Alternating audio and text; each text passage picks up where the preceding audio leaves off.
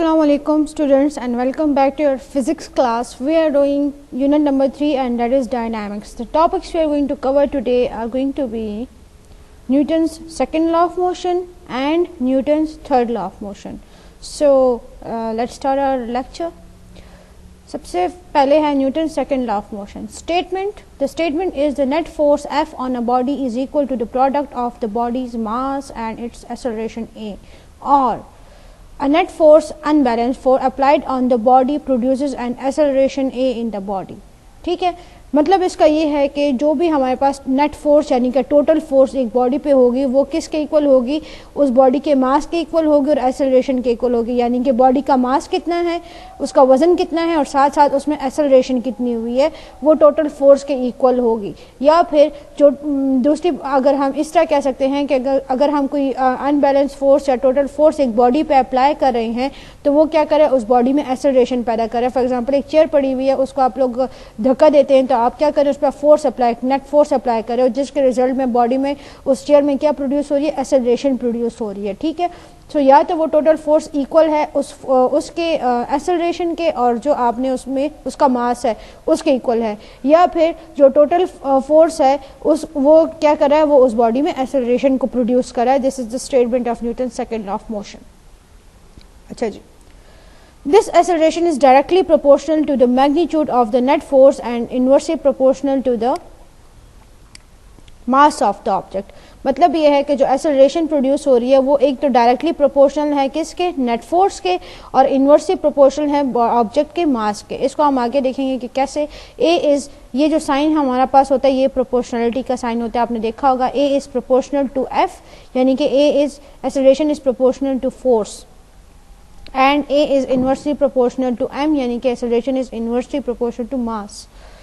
अच्छा जी, टिप्स हमारे पास क्या है. when two things are directly proportional to each other as one increases the other increases also. अगर दो चीज़ें डायरेक्टली एक दूसरे के प्रोपोर्शनल है तो एक अगर इंक्रीज हो रही है दूसरी भी इंक्रीज हो रही है. However, when two things are inversely proportional to each other as one increases the other decreases. और अगर दो चीज़ें inversely proportional है तो अगर एक इंक्रीज हो रही है दूसरी डिक्रीज हो रही है, यानी कि उसका ऑपोजिट इफेक्ट हो रहा है. एक ज़्यादा हो रही है दूसरी कम हो रही है, दूसरी कम हो रही है तो पहली वाली ज़्यादा हो रही है quantity. To change proportionality into equality usually a constant is used. और जब प्रोपोर्शनलिटी को हम इक्वालिटी में चेंज करते हैं तो एक कांस्टेंट को यूज़ करते हैं. थोड़ा सा मैं आपको लास्ट उसमें दिखा देती हूँ. ये देखिए, A is proportional to F, यानी कि इसका मतलब ये हुआ कि जितना भी एक्सेलरेशन प्रोड्यूस होगा वो फोर्स के हिसाब से होगा. फोर्स ज़्यादा होगी तो ऑब्जेक्ट ज़्यादा मूव करेगा, फोर्स कम होगी तो ऑब्जेक्ट कम मूव करेगा. एक्सेलरेशन कम होगी तो कम फोर्स की वजह से कम होगी, अगर एक्सेलरेशन ज़्यादा है तो इसीलिए ही ज़्यादा है, या मूवमेंट उसमें इसीलिए ज़्यादा हुई क्योंकि ज़्यादा फोर्स अप्लाई की गई है. अगर मास और एक्सेलरेशन को देखें तो जितना एक फॉर एग्जांपल एक चेयर है उसको आप मूव करें तो उस पर आपकी जितनी फोर्स लग रही है अगर उतनी ही फोर्स आप एक बड़े टेबल पे लगाओगे तो उस हिसाब से उस टेबल में एक्सेलरेशन प्रोड्यूस नहीं कर सकते जिस हिसाब से आप चेयर में एक्सेलरेशन प्रोड्यूस कर रहे थे. क्यों? क्योंकि चेयर जो थी वो लाइट इन वेट थी, उसका मास कम था तो एक्सेलरेशन ज़्यादा हो रही थी. टेबल है तो टेबल का मास ज़्यादा है, अगर टेबल का मास ज़्यादा है तो उसमें एक्सेलरेशन कम हो रही है. तो जितना मास बढ़ता जा रहा है उतनी एक्सेलरेशन कम होती जा रही है, या फिर जितनी एक्सेलरेशन कम हो रही है इट मीन्स के मास बढ़ रहा है. अगर एक्सेलरेशन ज़्यादा हो रही है इट मीन्स मास क्या हो रहा है, डिक्रीज हो रहा है. So this is the terminology is proportionality, inversely proportional and directly proportional. Directly का मतलब ये होता है कि अगर एक्सेलरेशन ज़्यादा है इट मीन्स फोर्स भी ज़्यादा हो रही है, फोर्स ज़्यादा हो रही है एक्सेलरेशन ज़्यादा होगी, एक्सेलरेशन ज़्यादा हो रही है फोर्स भी ज़्यादा हो रही है, दोनों ज़्यादा हो रहे हैं. इनवर्सली का अगर देखें तो अगर एक्सेलरेशन कम हो रही है it means mass increase, mass acceleration कम हो रही है इट मीन्स मास इंक्रीज हो रहा है, और अगर एक्सेलरेशन ज़्यादा है इट मीन्स मास डिक्रीज हो रहा है. ठीक है, यानी कि एक चीज़ बढ़ रही है दूसरी कम हो रही है, एक चीज़ कम हो रही है तो दूसरी बढ़ रही है. अच्छा जी, अब उन्होंने क्या किया, प्रोपोर्शनलिटी को साइन को चेंज करने के लिए कांस्टेंट यूज करते हैं. कांस्टेंट को हम के से मेंशन करते हैं, स्मॉल के से. ठीक है, the acceleration is in the same direction as that of the net force. और जाहिर सी बात है जब आप एक चेयर को मूव उसको फोर्स उस पर अप्लाई कर रहे हो फॉरवर्ड डायरेक्शन में, ठीक है। अगर उसको आप फॉरवर्ड डायरेक्शन में यानी अपने से आगे उसको धक्का दे रहे हो तो जाहिर है एक्सेलरेशन भी आगे की तरफ ही हो रही है, ना कि ये कि मूवमेंट जो है फोर्स आप आगे लगा रहे हो एक्सेलरेशन बैक साइड पे हो रही है। इस तरह नहीं हो रही, जिस साइड पे आप फोर्स लगा रहे हो उसी साइड पे एक्सेलरेशन हो रही है। सो डायरेक्शन दोनों की, नेट फोर्स की और एक्सेलरेशन की डायरेक्शन क्या है, सेम है। सो कंबाइन, इसलिए हम दोनों इक्वेशंस को कंबाइन कर सकते हैं, और अगर हम उनको कंबाइन करते हैं वो प्रोपोर्शनलिटी के इक्वेशन को, F is proportional, A is proportional to F and A is inversely proportional to M। Inversely proportional के लिए हम 1/m लिखते होते हैं, तो ये हमारे पास हो जाएगा A is proportional to F/m। ये मैं आपको दिखा देती हूँ कि कैसे हमने किया है। अच्छा जी, यहाँ पे देखें, कलर थोड़ा सा हम चेंज कर देते हैं, ये भी नज़र नहीं आ रहा। अच्छा, यहाँ पर देखें A था हमारे पास प्रोपोर्शनल टू F, ठीक है, यानी कि A जो है वो डायरेक्टली इनवर्सली प्रोपोर्शनल के लिए हम लिखते होते हैं, जब हम प्रोपोर्शन का साइन लगाते हैं ना तो हम 1 के नीचे उस वैल्यू को लिखते हैं। जब भी हम इनवर्सली प्रोपोर्शनल लिखते हैं, अगर मैं कहती ना कि A is inversely proportional to F, तो मैं लिखती A इज़ इनवर्सली प्रोपोर्शनल के लिए 1/f को मैं उसके नीचे लिखते हैं, डिनोमिनेटर में लिखा जाता है। जब भी हम प्रोपोर्शनलिटी का साइन को लिखते हैं तो हम क्या करते हैं, हम डिनोमिनेटर में लिखते होते हैं उस चीज़ को।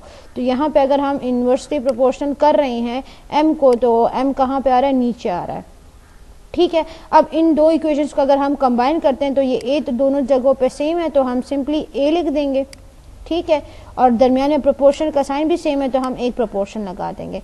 अब यहाँ पे न्यूमरेटर में क्या है, f है, और डिनोमिनेटर में 1 है, और यहाँ पे न्यूमरेटर में 1 है और डिनोमिनेटर में m है, तो f मल्टीप्लाई बाय 1 हमारे पास क्या हो गया, f हो गया, ठीक है, एंड 1 मल्टीप्लाई बाय m हमारे पास क्या हो गया, m आ गया। f1 जा f एंड m1 जा m, ठीक है। सो ये हमारे पास हो गया a इज प्रोपोर्शनल या फिर इनवर्सली प्रोपोर्शनल आप कह सकते हैं, इधर इसको आप इससे भी पढ़ सकते हैं, a is proportional to f और m, या फिर a इज प्रोपोर्शनल टू 1 और m एंड 1 और m मीन्स इनवर्सली प्रोपोर्शनल, ठीक है। अच्छा, आगे, और a is equal to k f/m। जब भी हम प्रोपोर्शन के इस साइन को चेंज करते हैं तो हम इसकी जगह इक्वल और k लिखते हैं।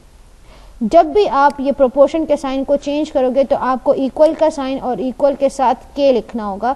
ये आपको याद रखें, आपकी ये फिजिक्स की एक टर्मिनोलॉजी टाइप है, इसको समझ लें, एक रूल है कि जब भी आप प्रोपोर्शनल के साइन को चेंज करते हैं तो आप इक्वल और k का साइन लगाते हैं। यहाँ पे भी देखें, जो प्रोपोर्शनलिटी का साइन था इसको चेंज करके हमने इसकी जगह क्या लिख लिया, पूरा का पूरा एक इक्वल लिखा और k हमने लिख दिया, ये फुल हमने इसको चेंज कर दिया, ठीक है। अच्छा जी, फिर हमने क्या करना है, और हमने साथ में लिख दिया a is equals to f/m, और ये हमारे पास इक्वेशन 1 हो गई, ठीक है। अच्छा, अब हमने क्या करना है, हमने फोर्स के लिए एक फार्मूला डिराइव करना है। तो इसी जो हमारे पास ये जो रिलेशंस है एक्सेलरेशन और फोर्स वगैरह के, इन्हीं रिलेशंस को यूज़ करके हम क्या करेंगे, फोर्स के लिए एक फार्मूला डिराइव करेंगे। If m is equals to 1 kg and a is equals to 1 meter per second square, then F is equals to 1 Newton. ये तो आपको पता है कि 1 न्यूटन हमने फोर्स के लिए पढ़ लिया था कि अगर मास 1 kg है और acceleration 1 metre per second square है तो फोर्स हमारे पास 1 न्यूटन बनती है। अच्छा, यहाँ पे आपने याद ये रखना है, मैंने आपको बताया था जब हम डेरिवेशंस करते हैं so it is a generalised form. हम ऐसे डेरिवेशंस करते हैं जो एक जनरलाइज्ड फॉर्म हो, जिसमें हम कोई भी फार्मूला या कोई भी नंबर्स पुट कर सकें। अगर यहाँ पे मैं ये फार्मूला 2 kg या 3 kg के लिए पुट करूँ, वो बनाऊंगी, तो वो जो सिर्फ 3 kg के लिए ही एप्लीकेबल हो सकता है। हमें अगर कोई एक 30 kg का कोई ऑब्जेक्ट मिल गया या कोई बॉडी मिल गई है तो उसके एक्सेलरेशन हम कैसे फाइंड करेंगे या उसका फोर्स हम कैसे फाइंड कर सकते हैं, नहीं कर सकते। सो इसलिए जो भी हम फार्मूलाज डिराइव करते हैं वो हम एक जनरलाइज्ड फॉर्म डिराइव करते हैं, यानी कि हम एक वो यूज़ करते हैं, उसमें वेरिएबल्स टाइप यूज़ करते हैं, ताकि हमें जब बाद में कोई नंबर्स मिले, कोई भी न्यूमेरिकल हो, तो उन वेरिएबल्स में उन नंबर्स को पुट करके हम सॉल्व कर सकें, ठीक है।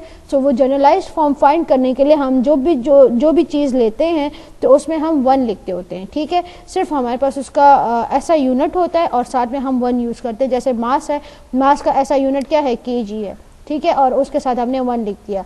एक्सेलरेशन हमारे पास मीटर पर सेकंड स्क्वायर होता है ना, उसका ऐसा यूनिट है और उसके साथ हमने 1 लिख दिया। और फोर्स का भी जो ऐसा यूनिट है वो न्यूटन है और न्यूटन के साथ हमने 1 लिख दिया। ये बात आपने याद रखनी है, ठीक है। अच्छा जी, substituting these values in a is equal to k f by m और f is equal to k m a, दोनों में हम लिख सकते हैं we can find the value of k। अगर हम इन दोनों फार्मूलाज में इन वैल्यूज को पुट करें, फोर्स की, एक्सेलरेशन की और मास की वैल्यू को पुट करें तो हमें k की वैल्यू फाइंड हो सकती है। ठीक है, हमें k की वैल्यू फाइंड करनी है और आपको मैंने मेथड बताया हुआ है कि कैसे करना है। अगर आपके पास ये है ना a is equal to k, क्या हो गया, एक सेकेंड, अच्छा जी, अगर आप यहाँ पे लिखें a is equals to k and f by m, ठीक है, ये हमारे पास फॉर्मूला है। अगर हम इसको कर रहे हैं a is equals to k m a, तो k m a के हम इसको कैसे कर रहे हैं, f इज इक्वल्स टू, हम इसको क्रॉस मल्टीप्लाई कर लेते हैं। अगर हम इसको क्रॉस मल्टीप्लाई करेंगे तो ये हमारे पास हो जाएगा a m या m a हम लिख देते हैं, चले, m a is equals to KF, ठीक है। और इसको हम इस तरह से लिख सकते हैं, अगर हमें ये F जो है ये किस में चाहिए, ये हमें दूसरी साइड पे चाहिए, F बाई m है, AM हो गया। तो अगर यहाँ पे देखें हम, अगर इसको क्रॉस मल्टीप्लाई करेंगे तो ये हमारे पास हो जाता है AM is equals to KF, ठीक है। तो अब हम यहाँ पे क्या कर सकते हैं, अब हम यहाँ पे ये कर सकते हैं कि k की वैल्यू हमने फाइंड करनी है। तो मैंने आपको बताया हुआ था, जो आपके पास गिवन फार्मूला होगा उसमें आपको जो चीज़ फाइंड करनी है उसको एक साइड पे छोड़ दो और बाकी चीज़ों को दूसरे साइड पे ले जाओ। सो वही हम यहाँ पे करेंगे। बुक में थोड़ा सा मेथड डिफरेंट है, मैंने थोड़ा सा डिफरेंट करवा दिया ना, आई होप ये आपको थोड़ा सा ईजी लगेगा, ठीक है। सो एफ को हमने दूसरे साइड पर चेंज करना है। मैंने आपको रूल बताया हुआ था, अगर इक्वल की दूसरे साइड पर लेकर जाते हो तो प्लस चेंज होता है माइनस में, माइनस चेंज होता है प्लस में, डिवाइड चेंज होता है मल्टीप्लाई में, और मल्टीप्लाई किस में चेंज होता है, मल्टीप्लाई चेंजेस इनटू डिवाइड, ठीक है। सो ये हमारे पास हो जाएगा। या फिर नेक्स्ट स्टेप में हम इसको कर लेते हैं, ये हमारे पास हो जाएगा A M is equals to K, और ये f इसकी वैल्यू हमें गिवन है तो हम f को दूसरी साइड पे लेकर जा रहे हैं इस साइड पे। तो ये यहाँ पे हमारे पास k के साथ मल्टीप्लाई हो रहा है, तो यहाँ पे जो है ये k के साथ क्या, ये ए एम के साथ डिवाइड में आ जाएगा, ठीक है। इसको इधर देख लेते हैं, ये देखें A M is equal to K F हो जाएगा बाय क्रॉस मल्टीप्लिकेशन। फिर हम क्या करेंगे, ये एफ को नीचे ले आते हैं, तो ये हो जाएगा ए एम और एफ इज इक्वल टू के, या फिर हम क्या करते हैं, इस के को हम इस साइड पे ले आते हैं लेफ्ट हैंड साइड पर, ए एम बाय एफ को हम दूसरी साइड पे ले आते हैं। तो ये हमारे पास हो गया K is equal to A M और एफ। अब हमने क्या करना है, ये जो वैल्यूज हमने ऊपर ली हुई है, मास की, एक्सेलरेशन की है, एफ फोर्स की है, ये वैल्यूज हम इधर पुट करेंगे। अब ये देखें, सॉरी, ये देखिए, ये मास की वैल्यू हमने लिख ली kg, ये हमने लिख ली एक्सेलरेशन की value 1 metre per second square, और ये डिनोमिनेटर में जो f था तो उसकी जगह हमने 1 न्यूटन लिख लिया, ठीक है। अब हमने क्या करना है, ये 1 kg and 1 metre per second square is equals to 1 newton, तो हम इसको कर लेते हैं। इसकी जगह हमने क्या लिख लिया, 1 kg multiply by 1 metre per second square is equals to 1 newton. तो हमने इसकी ये जो पूरा न्यूमरेटर था इसकी जगह हमने क्या लिख लिया, इसकी जगह हमने लिख लिया, इस पूरे न्यूमरेटर की जगह हमने 1 न्यूटन पुट कर दिया, ठीक है। और फिर हमारे पास नीचे डिनोमिनेटर में भी 1 न्यूटन है, तो उसकी जगह भी वो हमने एज इट इज लिख लिया। अब ये 1 न्यूटन और 1 न्यूटन सेम है, दोनों कैंसिल हो जाएंगे। सो हमारे पास के इज इक्वल टू क्या आ गया, 1 आ गया, ठीक। या फिर 1 इज इक्वल टू के, या के इज इक्वल टू 1, हमारे पास के की वैल्यू आ गई है। अब इस के की वैल्यू को यूज करके हम क्या करेंगे, now putting the value of के इन इक्वेशन 1। ये जो के की वैल्यू हमें मिल गई है इसको हमने इस इक्वेशन में पुट करना है, ठीक है। सो ये हो जाएगा a इज इक्वल टू के की जगह हम 1 लिख लेंगे एंड 1 f बाई एम, और a is equal to f by M, क्योंकि f बाई एम को हम 1 से मल्टीप्लाई करेंगे तो f बाई एम ही हमारे पास आएगा। Therefore f is equal to M A. अब ये कैसे आई है, सिंपली आप a is equal to F by M को अगर क्रॉस मल्टीप्लाई करेंगे तो ये हमारे पास हो जाएगा f इज इक्वल टू, ये देखिए, ये हमारे पास हो जाएगा a over 1 is equal to f by M, ठीक है।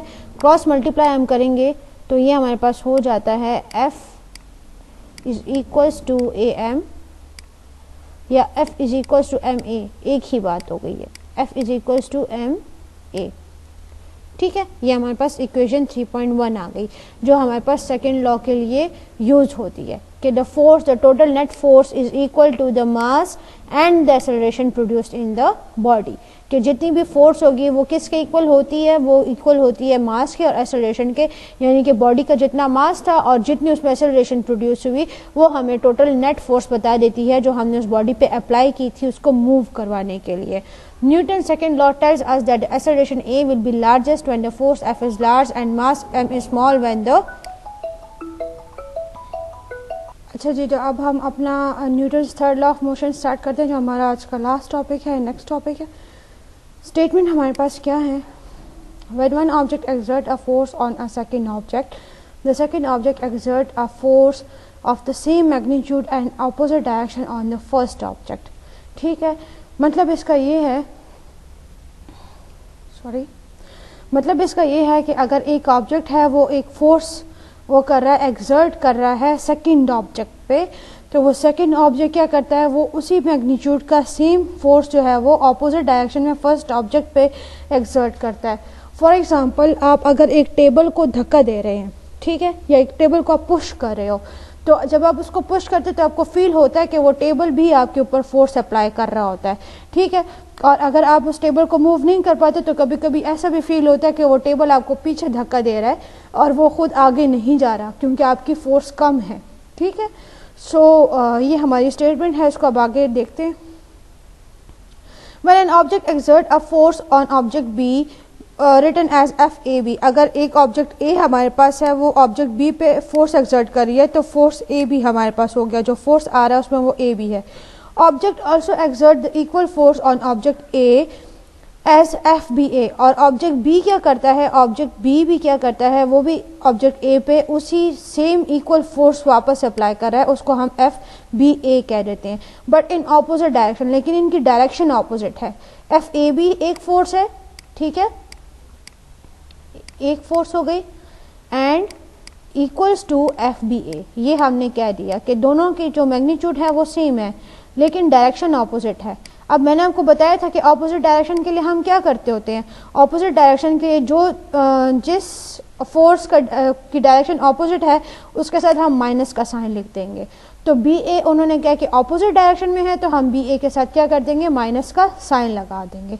सो ये हमें बताएगा कि ये जो BA है उसकी डायरेक्शन ऑपोजिट है। अच्छा, ये देखें आपके पास आ गया है FAB is equals to minus FBA। अब माइनस क्यों है, this minus is because the direction is opposite, ठीक है, और ऊपर हमारे पास एरो है because force is a vector quantity, उसमें डायरेक्शन इन्वॉल्व होती है। Here the negative sign shows that both of these forces are opposite to each other, और यहाँ पे आपको नेगेटिव साइन यही शो कर रहा है कि दोनों जो फोर्सेस हैं वो एक दूसरे के ऑपोजिट हैं। अच्छा जी, एग्जाम्पल इसकी देख लेते हैं। When a football is kicked, the foot exerts a force AB on the football, and as a reaction to that football exerts an equal and opposite force FBA on the foot। देखें, जब आप football को kick करते हैं तो जो आपकी foot है वो उसको बॉल को किक कर रही है और उसमें जो हमारे पास फोर्स प्रोड्यूस हुई है वो FAB है। लेकिन अगर आप गौर करें, कभी आपने फुटबॉल को धक्का दिया हो या किक किया हो तो आपको फील होगा कि वो बॉल जो है वो भी आपके फुट पे प्रेशर या फोर्स अप्लाई करता है। सो वो किसके इक्वल हो जाता है, वो हो जाता है BA के इक्वल, ठीक है। FAB is equal to minus FBA, लेकिन डायरेक्शंस दोनों के अपोजिट है। देखिए AB की डायरेक्शन ये इस डायरेक्शन में है और BA जो है वो इस डायरेक्शन में है। So FAB is equal to minus FBA, और आप इसको इस तरह भी लिख सकते हैं कि FBA is equal to minus FAB, इस तरह भी लिख सकते हैं। लेकिन हम इसको FAB is equal to minus FBA इसलिए लिख रहे हैं क्योंकि जो फोर्स अप्लाई करना स्टार्ट करे वो हमारी फुट स्टार्ट करे, इसलिए हम AB को पॉजिटिव लिख देते हैं और BA जो उसका रिएक्शन है उसको नेगेटिव में लिख देते हैं।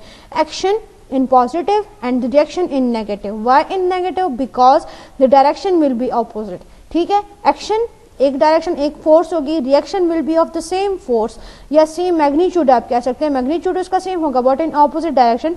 सो that's why we put a minus sign with the reaction.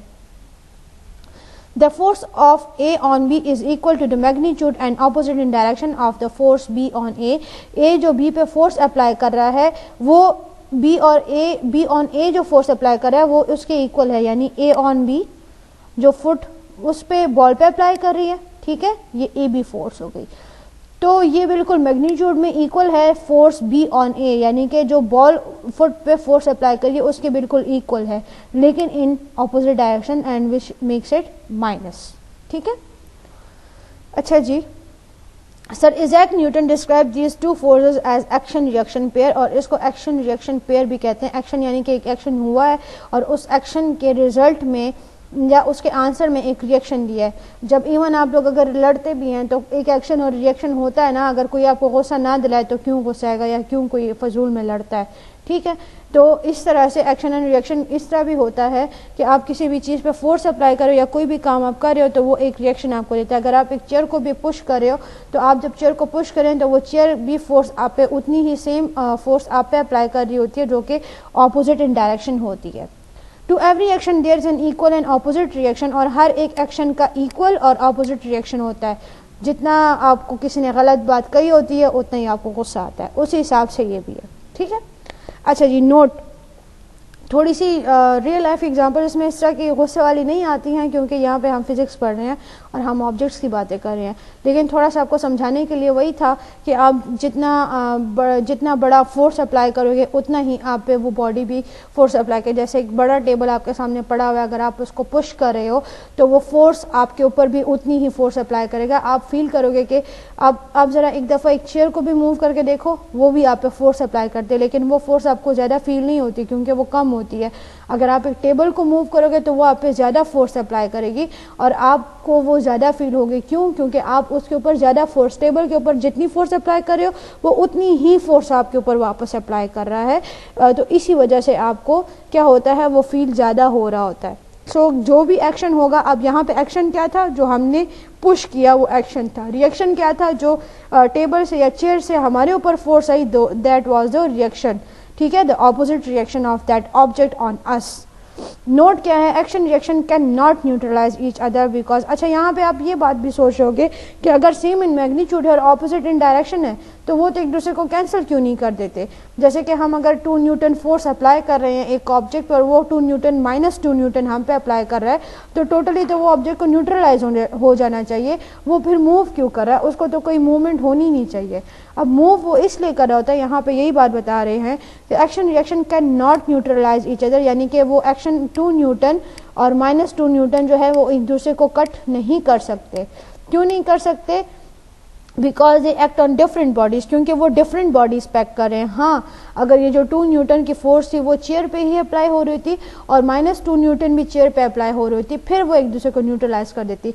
Example हम इसकी इस तरह से ले सकते हैं, फॉर एग्जांपल एक टेबल, छोटी सी टेबल पड़ी हुई है दरमियान में, और अब 2 फ्रेंड्स खड़े हैं, दोनों साइड पे, एक साइड पे एक है और दूसरे साइड पे दूसरी है, और आप दोनों अपनी डायरेक्शन में, यानी कि दोनों उसको पुश कर रहे हो, ठीक है। आप भी टेबल को आगे पुश कर रहे हो और जो ऑपोजिट साइड पे, जो आपके सामने आपकी फ्रेंड खड़ी है, वो भी टेबल को पुश कर रही है और आप बिल्कुल सेम फोर्स उसके ऊपर अप्लाई कर रहे हो।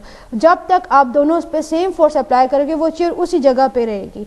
लेकिन अब जिस बंदे में ताकत थोड़ी ज़्यादा है या फोर्स थोड़ी सी ज़्यादा जो बंदा अप्लाई करेगा, तो वो उसकी साइड पे पुश हो जाएगा, जबकि वो दूसरे फ्रेंड की साइड पे वो टेबल उसकी तरफ मूव कर जाएगी, वो आगे नहीं आएगी।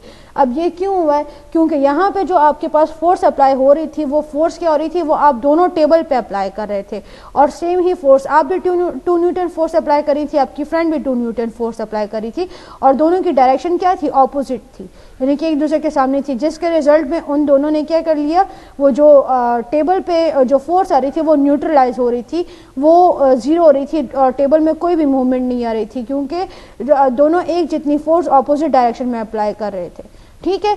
लेकिन यहाँ पे एक्शन रिएक्शन एक दूसरे को न्यूट्रलाइज इसलिए नहीं करता क्योंकि दोनों जो एक्शन और रिएक्शन हो रहा होता है वो डिफरेंट बॉडीज पे हो रहा होता है। अगर आप एक बंदा टेबल को मूव करेगा, तो आप जब टेबल को मूव कर रहे हैं तो आप टेबल पे फोर्स अप्लाई कर रहे हो, ठीक है, और वो जो टेबल जो फोर्स अप्लाई कर रही है वो आप पे अप्लाई कर रही है। तो टेबल आप पे फोर्स अप्लाई कर रही है, आप टेबल पे फोर्स अप्लाई कर रहे हो। कोई एक ऑब्जेक्ट नहीं है जिस पे फोर्स अप्लाई हो रहा है, आप पे अलग हो रहा है। दोनों बॉडीज सेपरेट हो गई है, दोनों बॉडीज अलग हैं, डिफरेंट बॉडीज हैं, एंड दैट्स वाई ये एक्शन रिएक्शन पेयर क्या करता है, ये एक दूसरे को कैंसिल आउट नहीं कर सकता, ठीक है। एक्शन एक बॉडी पे होता है, रिएक्शन दूसरी बॉडी पे होता है। We can feel the reaction. When we push against the edge of a table, आप हम फील कर सकते हैं रिएक्शंस को जब हम किसी टेबल के किसी कोने को क्या करते हैं, उसको पुश करते हैं। अगर हम एक्शन करें एज अ रिएक्शन, वो टेबल भी हम पे क्या करता है, फोर्स अप्लाई करता है। और hand shape changes, this shows that a force is being exerted on it. और रिएक्शन क्या होता है कि हाथ का हमारा शेप थोड़ा सा चेंज हो जाता है और हमें इससे ये शो होता है कि फोर्स जो है वो क्या होती है, वो हम पे भी एक्सर्ट हो रही है। एक रिएक्शन टेबल हमें दे रहा है। We can see the edge of the table pressing into our hand, और हम ये देख सकते हैं कि जो टेबल का एज है वो हमारे हाथ पे प्रेस हो रहा है। आपको नजर आ रहा होता है जब आप टेबल को प्रेस वो पुश कर रहे होते हैं, वो जो टेबल की साइड होती है उसकी जो एज होती है वो आपके हाथ में ऐसे लगता है कि बिल्कुल उसके हाथ के अंदर चली गई है ना, उसको प्रेस कर रही होती है और आपको वो नजर आ रहा होता है। वो क्या होता है, वो टेबल का रिएक्शन होता है आपके ऊपर। The harder we push against the desk, the harder the desk pushes back, और जितना ही हम उसको पुश करते हैं उतना वो हमें पुश बैक करता है। अगर आप टेबल को ज़्यादा मूव करवाओगे तो अगर आप हाथ को फिर थोड़ी देर बाद देखोगे तो हाथ पे वो टेबल का निशान तक बन जाता है। ठीक है। We only feel forces exerted on us when we exert a force on another object. What we feel is that object pushing back on us. हम उस फोर्सेस को सिर्फ जो हम पे फोर्स अप्लाई हो रही है हम सिर्फ उसको फील कर सकते हैं।